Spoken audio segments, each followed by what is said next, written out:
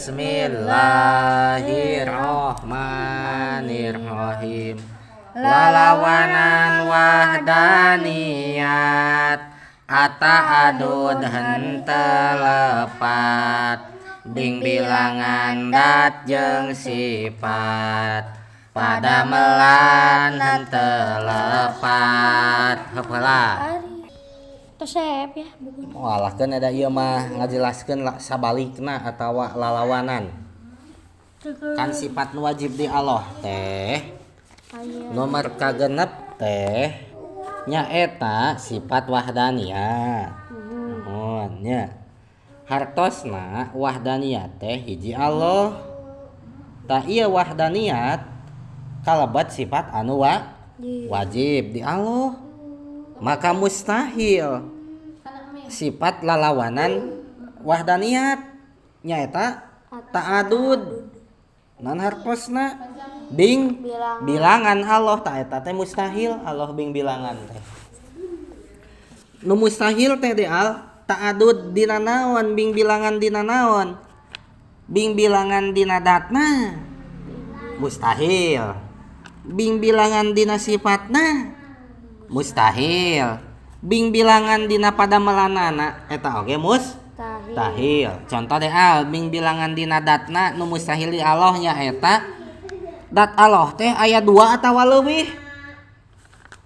Aya Allah A, aya Allah B, aya Allah C, itu mustahil.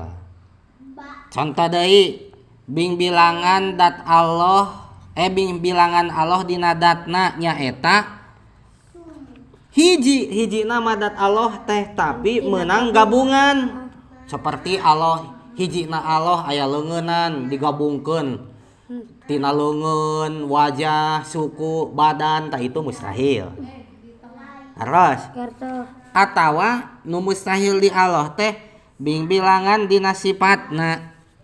Kumaha bing bilangan dina sifatna teh nyaeta salian Allah aya anu ngabogaan sifat seperti sifat Allah. Contoh Allah ngagaduhan sifat kudrat hakiki Allah arepek teh salianti Allah oge aya anu ngagaduhan sifat kudrat seperti kudrat Allah itu mustahil. Terus nu mana deui eusina nu mustahil teh bing bilangan Allah dina sifatna teh nyaeta tina tiap-tiap sifat Allah tina tiap-tiap hiji sifat Allah aya 2. Contoh kudrat Allah aya 2.